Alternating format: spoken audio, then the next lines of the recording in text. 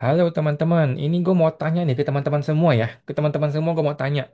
Kalau uang rakyat dipakai oleh pejabat, kemudian pejabat itu mengeprint sebuah dokumen, apakah dokumen itu menjadi dokumen yang boleh dibuka untuk publik atau itu menjadi dokumen yang rahasia buat publik?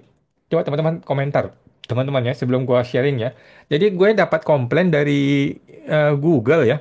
Dapat komplain dari Google di mana ada dokumen yang katanya dilaporkan oleh seseorang ya, mewakili Kementerian Keuangan ya. Jadi mewakili lembaga ini ya.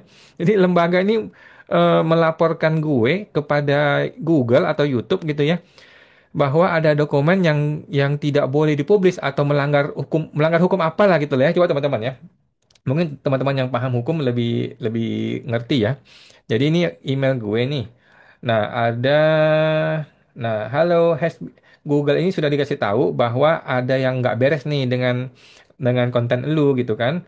Nah, impact-nya adalah contribution, restriction of access, jadi nggak bisa diakses gitu ya.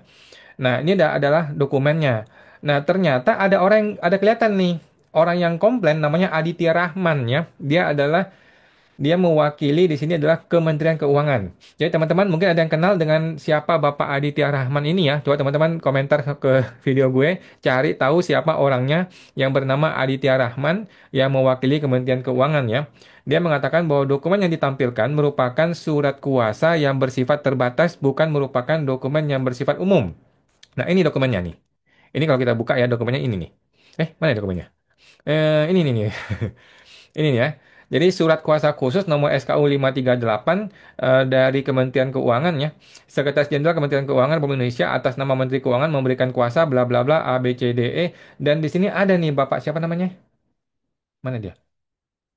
Bapak siapa tadi? Aditya Rahman ya. Ada nggak tadi? Mudah-mudahan ada ya. Kalau nggak ada kan salah juga loh. Masa nggak ada sih? Ada nomor berapa sih? Eh,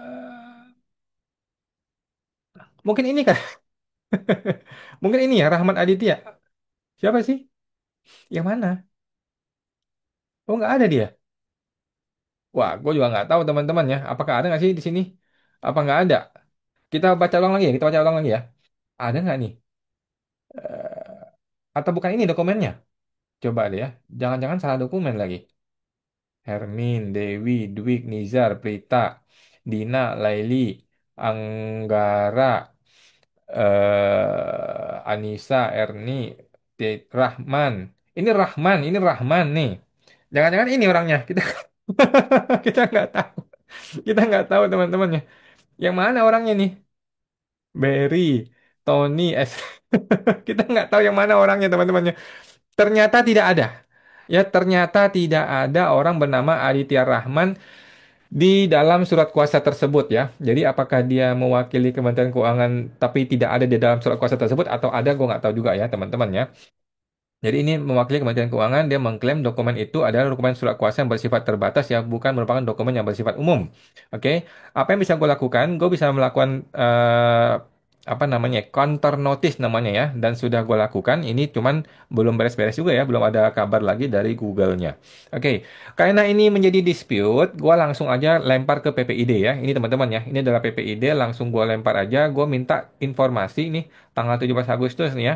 Hari Kemerdekaan Indonesia, 80 tahun merdeka, ternyata pejabat publik masih belum berani transparan, masih belum berani untuk terbuka apa adanya ya.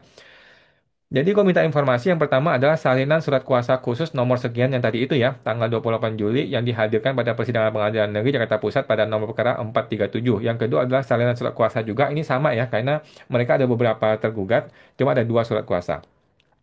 Kemudian yang ketiga adalah apakah informasi dokumen tersebut nomor satu nomor dua adalah dokumen yang dibuat, dicetak, di print pakai uang rakyat atau bukan? Atau bukan uang rakyat, yaitu uang pribadi. Ini gue perlu tahu juga nih ya, jangan-jangan itu pakai uang pribadi. Tetapi kalau uang rakyat ya, gue lanjut nih nomor 4 nih. Informasi tersebut, apakah dokumen tersebut bersifat rahasia atau bukan rahasia, bagaimana dasar hukumnya? Ini gue minta nih ya, melalui PPID.